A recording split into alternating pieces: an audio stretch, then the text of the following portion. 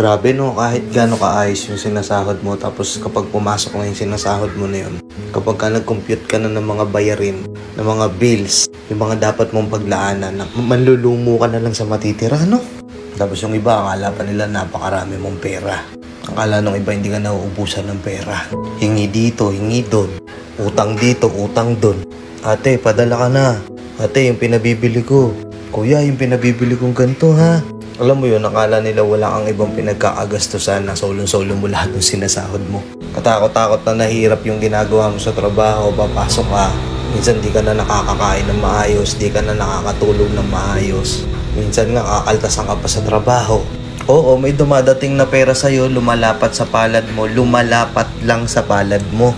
Tapos dudulas na gano'n, no? Dudulas na gano'n, shhh. Tapos wala na. Yun yung hindi nare-realize ng iba eh. Yun yung hindi naiintindihan ng iba. Nakakala nila, ikaw, porket marami kang kinikita, malaki yung kinikita mo, eh wala ka ng pinagkakagastusan. Pero hindi. Ano ngayon, yung kuryente, tubig, internet, bayan sa bahay, ulam, bigas, panggasolina. Kung iisipin mo lahat yun, kung ikaw na yung tipong bukas na yung isip mo at marunong ka na mag-budget, at kinukompute mo na lahat ng pumapasok at lumalabas na pera sa'yo, marirealize mo na lang talaga na kulang pa rin talaga. Hindi lang sa kulang, napakamahal din talaga ng mga bilihin ngayon. Diba? Minsan kahit na ginagawa mo na yung best mo para magtipid, ipit na yung pera mo, day. Pero hindi, tatagain ka ng gastusin sa sobrang mahal ng bilihin. Taas ng kuryente, mahal ng bigas, yung gasolina ang taas, sibuyas, bawang, luya, lahat nagtaasan eh.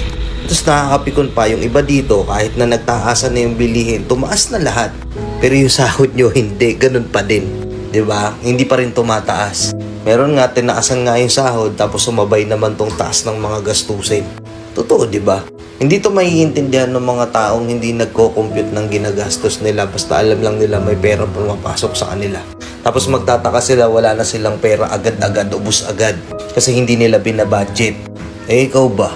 Paano mo binabudget yung pumapasok na pera sa'yo, yung sinasahod mo? Pag pumapasok ba yung sahod mo, nanlulumo ka na rin ba? Napapaisip ka na rin ba? Nakulang pa. Kailangan ko pang maghanap ng iba pang pagkakakitaan kasi may mga taong umaasa sa akin. May mga taong umaasa sa akin na wala namang pakialam na hindi man lang kayo kinakamusta. Sakit, diba? Pag may sahod ka, nandyan sila. Pero pag naghihirap ka na araw-araw, hindi ka man lang nila matanong kung okay ka lang ba. Diba?